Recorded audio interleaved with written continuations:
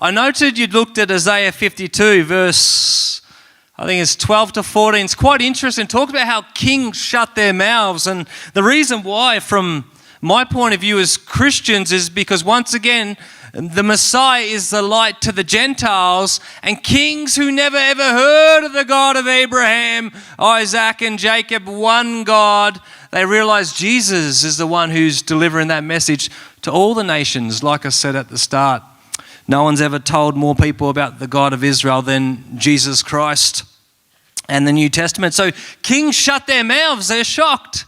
Look at Australia, look at England. Unfortunately, not doing too well now, but hundreds of years ago, they were really godly nations. I have to fly back to London. Hopefully they didn't hear that. It's a one-day stay. One-day stay. Forgive me, King Charles. No, but Isaiah 52, it actually stillmans what I'm saying. It talks about a servant being disfigured and marred. You can look it up, Isaiah 52, verse 12 to 14. Then we go to Isaiah 53. And who's believed our report? To whom has the arm of the Lord been revealed? He shall grow up as a tender plant. He'll have no form, no comeliness, that we should desire him. Jesus, unfortunately, Jesus Christ, he wasn't like a King David, just a really good-looking guy. He could, kill 1,000 Philistines. He was a rabbi who proclaimed to be eternal, a kingdom from another world, a rabbi who talked about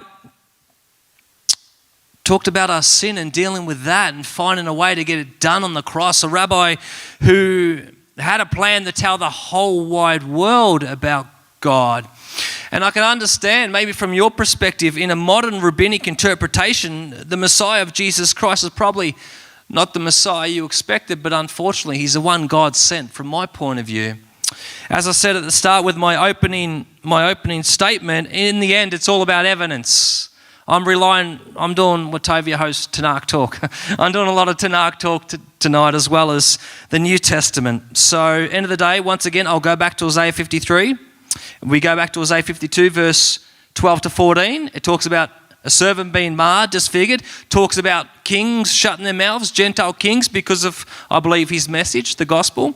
Then it talks about the suffering servant. Once again, who is the he was wounded for our sins? Who's the he?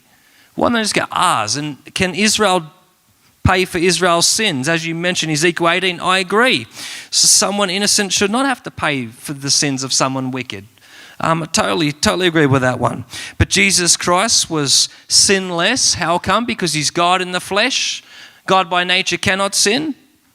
Jesus by his nature obviously cannot sin. He's fully God, fully man. And